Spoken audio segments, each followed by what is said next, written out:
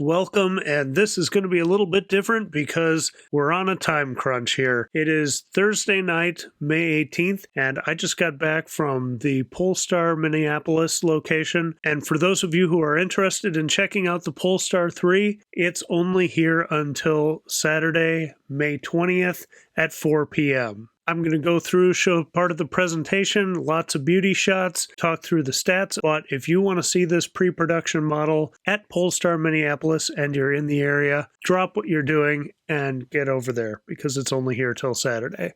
Okay, now, if you're not in the area, then we can all take a deep breath and take a look at this pre-production Polestar 3, and it is a really nice vehicle. Great size, feels comfortable and roomy inside. Really good Polestar looks design-wise. It's really going to be a head turner on the road.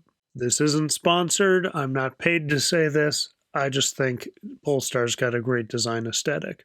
As I mentioned in the beginning, they had an open house on Thursday, May 18th at Polestar Minneapolis, which is actually St. Louis Park, but lots of helpful staff on hand to answer questions. They had hors d'oeuvres, a DJ. It was all very nice. And they also had the Polestar 1 and a special edition Polestar 2 there, so you could really see the evolution of the brand and design language carried out between the three vehicles. I'll let you hear some of the Polestar team's quick comments about the vehicle, then I'll come back with some stats and my thoughts on some of the specifics on the inside and outside of the car. We're very happy to represent this awesome brand. And you can see the evolution of the cars. This was the first, there's the second, this is the third, and there's much more to come. Well, first of all, welcome guys. We appreciate everybody coming today. I also feel very special that we have two very limited edition cars on the showroom that most people don't get to have. Only 270 of those were made in the world, and only 1,500 of these were made, and they're both for sale. So if you want to do that, we've got a whole staff that's happy to help you there. We're so excited to be able to feature the Polestar 3. This car is just fantastic, as you guys are all getting the chance to see. Reservations are open now. Please get in the cars, ask us questions. We're happy to have you. My name is Dave McGuire. I'm the Regional Operations Manager at Polestar North America. But this is probably one of the only places on earth right now where you've got a Polestar 1, a Polestar 2, and Polestar 3. I'm going to turn it over to John Quinn. He's our product manager at Polestar. He's going to give you some of the key features and go over the Polestar 3 with you. Well, what I'd like to do is give you a quick walk around from a design perspective and from a product perspective about this beautiful car. Starting in the front, from the front of the car, if you're looking at it, there are a couple of unique things. The first one that I'd like to point out is the front wing. So if you haven't had a chance yet, come over here and kind of stick your hand through the front. And that's actually a functional wing. The exterior designer of this car, his name's Nahum, and he is really into aerospace and airplanes. And one of the challenges that we had when we're designing this car was how do you make it aerodynamic? SUVs are traditionally very high, which is not a good thing when you're pushing a lot of air. They have a very square front face, which is a very strong athletic appearance. But again, you're pushing a lot of air, which is what you want to avoid with an SUV. What we did to overcome that was actually install this front wing. So this allows about this much of a higher car with the actual air coming underneath the car, flowing right over back to our rear wing. So it's coming over the car and coming down like this. So it's keeping the end of the car very, very not turbulent, very smooth, which reduces the drag, improves the ride quality, and makes the overall ride of the car better for you.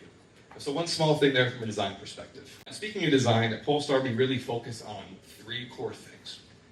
Design, of course, is one of them, as you can tell from this car, from our 2 or from our 1. The innovation in all the cars that we have, so anything from the infrared windshield to our 1.3 megapixel headlights, to the tail lights of the car, to the Bowers and Wilkins system, and then of course sustainability, which you can see in one instance here on the seats. You have little markings. And I'd encourage you to come up to the car. You can see, let's say Polestar 3, animal welfare, and apple leather. So we're really declaring all these things that we're doing to be as sustainable as possible. When you walk around the car, one of the initial comments that I get from people when they see it for the first time in person is, wow, it's a lot bigger in person than I saw online. And that was kind of the target of what we were going for from a design perspective.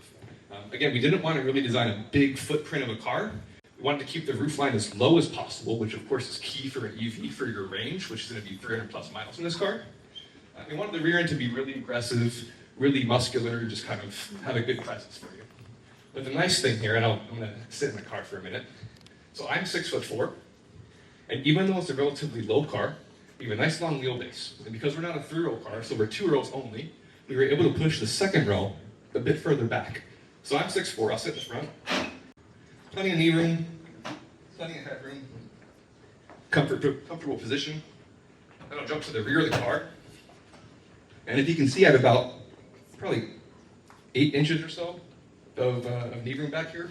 So again, I'd encourage you to all experience the interior of the car as well. Because the platform is low, we can actually move the seats further apart, create lots of space inside, but keep the footprint of the car relatively small. We have a lot of great things going on at Polestar. We have the 4 coming, we have the 5 coming, we have the 6 coming, but we're really excited for the Polestar 3. It's an honor to see it here.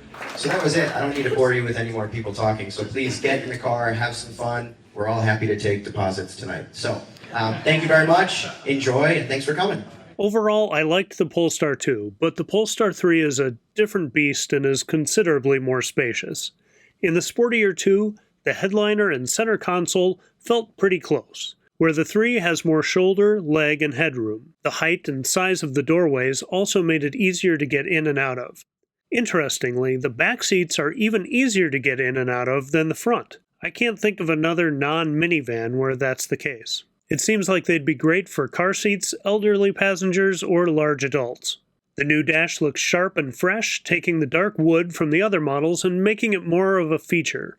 It reminded me a bit of how well Rivian uses wood in their dash, but not in a copied way. The new software seems much more user-friendly, but I didn't have time to dig deeply into it, and it may change or improve even more before production starts in Q1 of 2024. Deliveries will start rolling in Q2. If you want more info on the software and a little different perspective, I believe this is the same vehicle Kyle Connor and Alyssa from Out of Spec took a look at recently, and they played around with the infotainment a bit more. I'll link to their video below. I'm pretty sure this is the same vehicle since it is the European spec with their CCS port and no amber in the front side lights. Some random notes: I like the little storage nooks in the center console. Only a single wireless charging pad for phones, but there are a couple USB-Cs below with another little out-of-the-way pocket.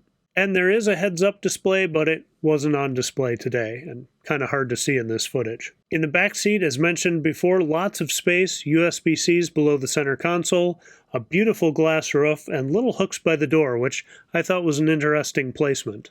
When the seats fold down, a full-grown man could lay down, so there might be some good car camping use in its future. That combined with an off-road mode where there's 18 inches of suspension travel, this could be a surprisingly good adventure vehicle as the CCS infrastructure opens up more rural places. The trunk space seems pretty big.